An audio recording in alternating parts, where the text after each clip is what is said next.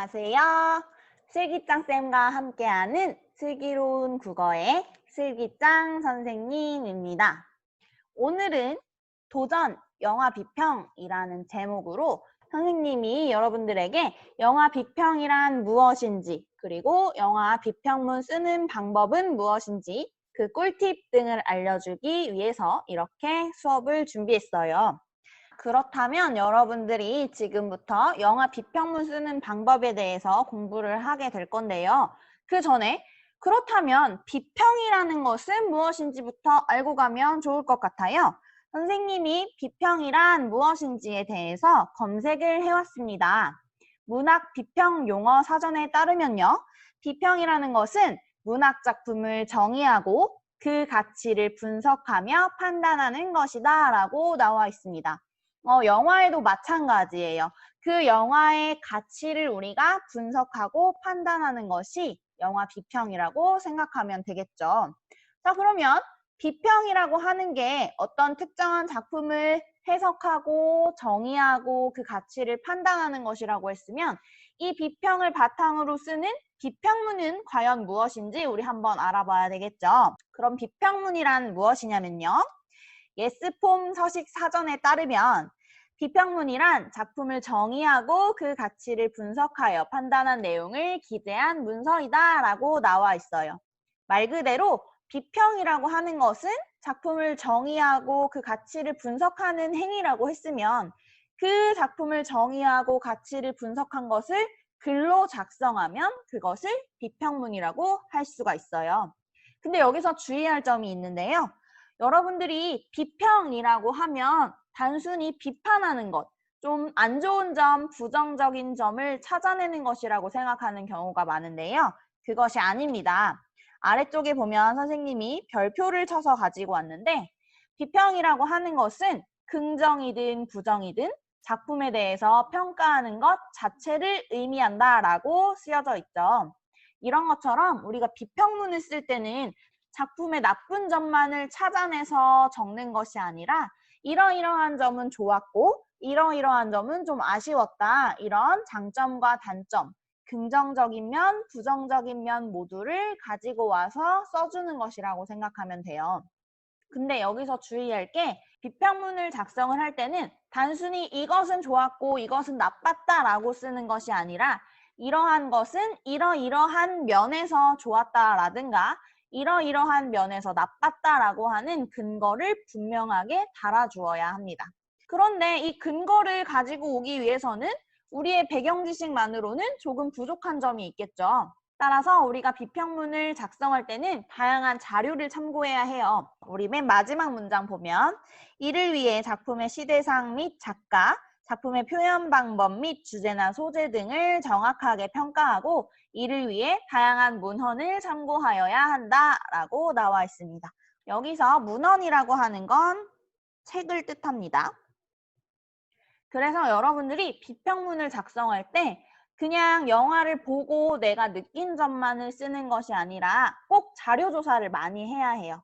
책이나 인터넷 여러분들이 다양하게 자료를 찾을 수 있는 공간들이 요즘에는 많으니까 자료를 많이 찾아서 그 내용에서 내가 말하고자 하는 주제와 관련된 내용을 선별해서 근거로 달아주면 되겠습니다. 자, 그러면 우리 이렇게 해서 비평문이 무엇인지까지 알아보았어요. 그런데 우리는 영화 비평문을 쓰게 될 거잖아요. 그렇기 때문에 영화 비평이 정확하게 무슨 뜻인지에 대해서도 한번 알고 가면 좋을 것 같습니다. 영화 비평은 무엇일까요? 선생님이 영화 사전을 찾아왔는데요.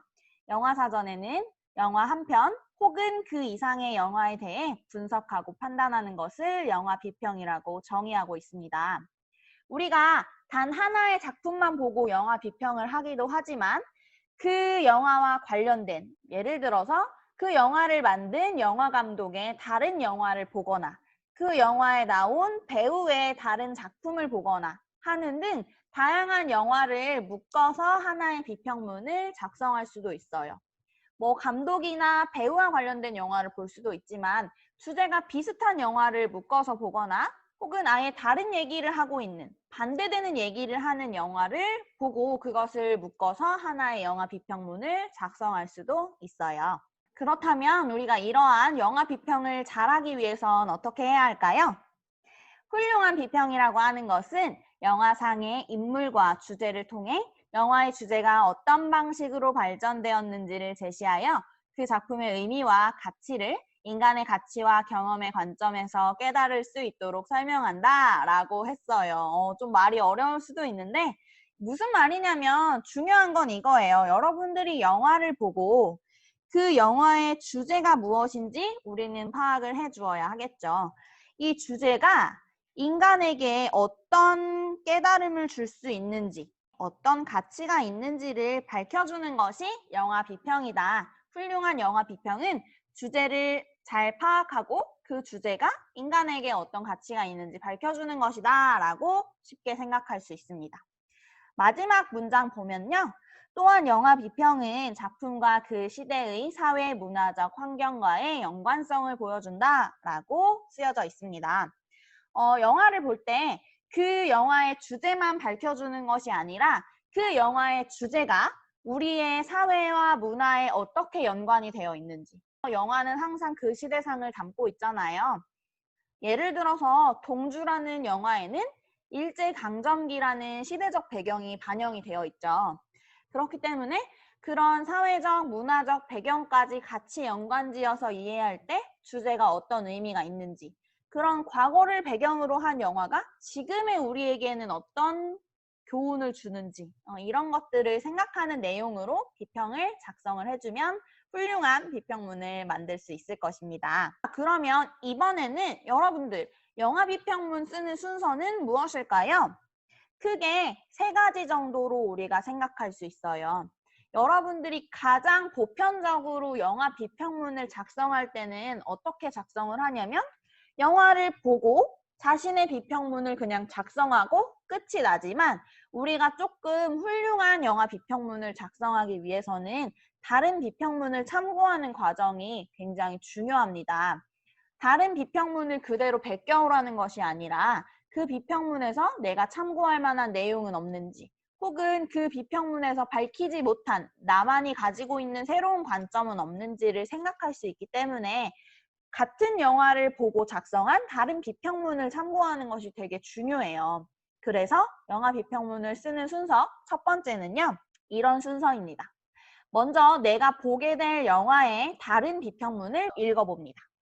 그 다음에는 그 비평문의 내용을 참고해서 그러니까 내가 아까 읽은 비평문에서는 이 영화의 이런 장면을 이러이러하게 평가했네 하는 내용을 떠올리면서 영화를 감상하는 거예요. 그럼 조금 더 풍부한 감상이 될 수 있겠죠. 마지막으로 그렇게 감상한 내용을 바탕으로 나만의 비평문을 작성하는 방법입니다.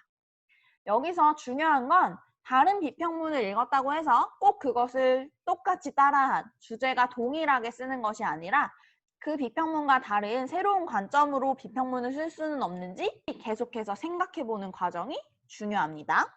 그렇다면 영화 비평문 작성하는 두 번째 방법은 순서를 바꿔서 영화를 먼저 봅니다. 영화를 먼저 보고 나서 그 영화에 대한 다른 비평문을 읽어보아요. 내가 영화를 보면서 생각하지 못했던 내용은 없는지, 좀 나랑 비슷하게 생각했는데 내가 좀 더 발전시킬 만한 내용은 없는지 등에 대해서 생각하면서 다른 비평문을 읽고요. 그 내용을 바탕으로 나만의 비평문을 작성하는 방법입니다. 자, 그러면 마지막 방법은 무엇이냐면 다른 비평문을 생각하지 않은 상태에서 여러분들의 스스로의 힘으로 비평문을 작성하는 것이죠. 세 번째 순서는 이것입니다.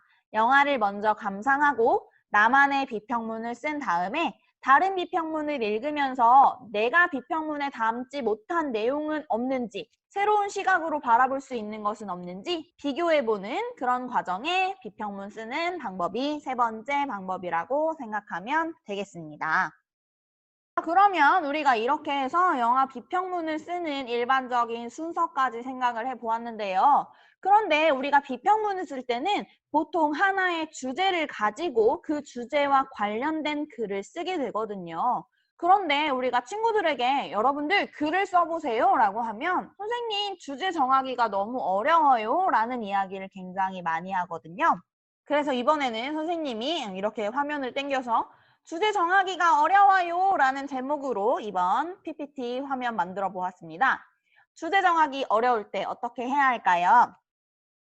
자, 주제를 정하기 어려울 때는 작품 비평의 관점을 활용할 수가 있습니다. 이건 무슨 말이냐면요. 문학에서 나오는 이야기인데요. 문학 작품이 있습니다. 우리가 지금 영화 비평문을 쓰는 방법에 대해서 생각하고 있기 때문에 영화라고 생각해도 괜찮아요? 영화 작품이 있는데 이 작품은 그냥 만들어지는 것이 아니죠. 그 작품을 만든 사람이 있어요. 그 사람을 우리는 보통 작가라고 부릅니다. 하지만 영화는 조금 특별한 장르죠. 그 작품을 만들어낸 작가도 있지만 영화를 촬영하는 감독도 있고요. 그 영화에 관여하는 배우들도 있습니다. 이들 모두가 이 작품을 만들어내는 사람이기 때문에 영화에서는 작가에 해당하는 사람들이 실제 작가도 있지만 감독 혹은 배우들도 여기에 넣어서 생각해도 괜찮아요. 그 다음에 이 작품을 보고 감상하는 주체가 있죠. 바로 우리가 문학 작품을 읽을 때는 독자라고 부르고 영화를 볼 때는 관객이라고 부르는 사람들이 있습니다. 자, 우리가 작품을 만들어내는 사람 그리고 수용하는 사람만 있는 것이 아니라 이 작품에 영향을 주는 또 다른 요소에는요. 아까 선생님이 동주로 예를 들었던 것처럼 사회문화적인 배경이 있습니다. 동주라는 영화에는 일제강점기라는 배경이 해당을 할 거고요. 요즘 우리나라에서 만들어진 영화라고 한다면 시간적 배경은 2020년 그리고 공간적 배경은 한국 이런 식으로 설정을 할 수도 있겠죠. 그것은 작품이나 영화마다 달라질 거예요. 이렇게 작품을 둘러싸고 있는 요소들이 굉장히 많은데요. 우리가 작품을 비평할 때 비평문을 작성할 때는 이런 작품에 영향을 주는 다양한 요소들을 바탕으로 주제를 선정할 수가 있습니다. 먼저 가장 많은 사람들이 선택하는 방법은 작품만을 보는 것이죠. 작품 안에서 어떤 구성 방식을 사용하고 있는지, 구체적인 표현 방식은 무엇인지 등을 살펴보는 건데요. 이런 관점을 바탕으로 비평문을 쓰면 우리는 절대주의적 관점을 택한다라고 이야기할 수 있습니다. 영화로 따지자면 영화 안에서 어떤 장면이 어떻게 표현되었는데 그것이 어떤 가치를 지니고 있다. 라거나 이 작품에서 표현하고 있는 주제가 이것인데 그 주제를 나타내기 위해서 이러이러한 것이 좋았다 라든가 이런 식으로 우리가 평가하면 절대주의적 관점을 택한다 라고 생각할 수 있어요. 다음으로 작가가 작품을 표현하는 데 영향을 주는 요소들에 집중해서 비평을 하는 방법이 있는데요. 이것을 우리는 표현론적 관점이라고 부릅니다. 예를 들어서 영화에서 특정한 감독이 이러이러한 수법을 많이 사용한다거나 이 감독이 평소에 가지고 있었던 성향이 이렇기 때문에 이런 식으로 표현을 한다라거나 이런 식으로 작품 자체만을 보는 것이 아니라 그 작품에 영향을 주는 작가, 감독, 배우들의 특성 등을 활용해서 비평문을 작성하면 그것은 표현론적 관점으로 비평문을 작성한 것이라고 생각할 수 있어요. 다음으로 독자의 측면에서 작품을 해석할 수 있습니다. 이것은 우리가 효용론적 관점이라고 불러요. 이것도 여러분들이 정말 많이 사용하는 방법 중에 하나인데요. 이것은 무엇이냐면 작품을 보았을 때 내가 어떤 것을 느꼈는지, 나의 삶에 이 작품이 어떤 가치를 주었는지, 어떤 깨달음을 주었는지 등 독자나 관객에게 주는 효과를 바탕으로 비평문을 작성하면 그것은 효용론적 관점이라고 부릅니다. 그럼 마지막으로 사회문화적 배경이 작품에 영향을 주는 경우가 많다고 했어요. 모든 작품은 다 그것을 둘러싸고 있는 사회문화적 배경이 있는데요. 이 사회문화적 배경과 작품을 연관지어서 해석하는 것은 반영론적 관점이라고 할 수가 있습니다. 그 시대에는 이러이러했기 때문에 이런 영화에서 이런 이야기를 하고 있는 것 같다. 우리 사회에 이 영화는 이런 가르침, 이런 깨달음을 주고 있는 것 같다라는 식으로 비평문을 작성을 한다면 이것은 반영론적 관점에서 바라본 것이라고 생각할 수 있어요. 표현들이 조금 어렵긴 한데 여러분들이 이 용어에 매몰되는 것이 아니라 내가 작품을 봤을 때 단순히 작품만 보는데 그전에는 좀 몰두를 했다면 그것이 아니라 작품을 둘러싸고 있는 다양한 요소들이 있는데 내가 이 다양한 요소를 좀 활용해서 비평문을 작성할 수는 없을까? 라는 생각을 가지고 비평문을 작성한다면 조금 더 풍부한 비평문이 만들어질 수 있을 거예요. 자, 그러면 우리 마지막으로 선생님, 영화 비평문 저 진짜 잘 쓰고 싶은데 어떻게 하면 되나요? 라고 궁금해하는 친구들에게 선생님이 꿀팁을 마지막으로 전수해 주도록 하겠습니다. 영화 비평문 잘 쓰려면 어떻게 해야 하나요? 첫 번째 꿀팁은요. 자료 조사를 많이 해야 한다는 것입니다. 선생님이 아까 전에 이야기했던 것처럼 비평문을 작성할 때는 나의 배경 지식만으로 작성을 하는 것이 아니라 자료를 많이 조사해서 그 자료로 근거를 꼭 달아줘야 한다고 했어요. 그렇기 때문에 자료 조사는 많이 할수록 더 여러분들의 비평문이 풍부해질 수 있습니다. 자료 조사는요. 영화 자체에 대한 정보 혹은 감독에 대한 정보 그리고 배우에 대한 정보 등을 조사할 수가 있는데요. 영화를 보기 전에도 미리 조사를 하고 나서 영화를 보면 우리가 조금 더 넓은 시각으로 영화를 볼 수가 있고요. 영화를 보고 나서 내가 영화를 보기 전에 생각하지 못했던 미처 조사하지 못했던 측면이 있다면 그것에 대해서도 사후에 조사하는 과정도 꼭 필요합니다. 그렇기 때문에 영화를 보기 전 그리고 영화를 본 다음에 자료 조사는 풍부하게 할수록 여러분들의 비평문 훌륭해질 겁니다. 다음으로 두 번째 꿀팁 나가겠습니다. 두 번째 꿀팁은요. 이건 정말 중요한 건데 많은 친구들이 영화를 보면 그냥 재밌어서 이렇게 보고만 있는 경우들도 되게 많거든요. 근데 그것이 아니라 꼭 감상을 하면서는 메모를 많이 해두면 좋습니다. 물론 영화의 내용이 영화를 보고 나서도 다 기억이 난다면 너무 좋겠지만 그렇지 않은 경우들도 많죠. 우리는 모든 것을 기억하기 조금 힘들잖아요.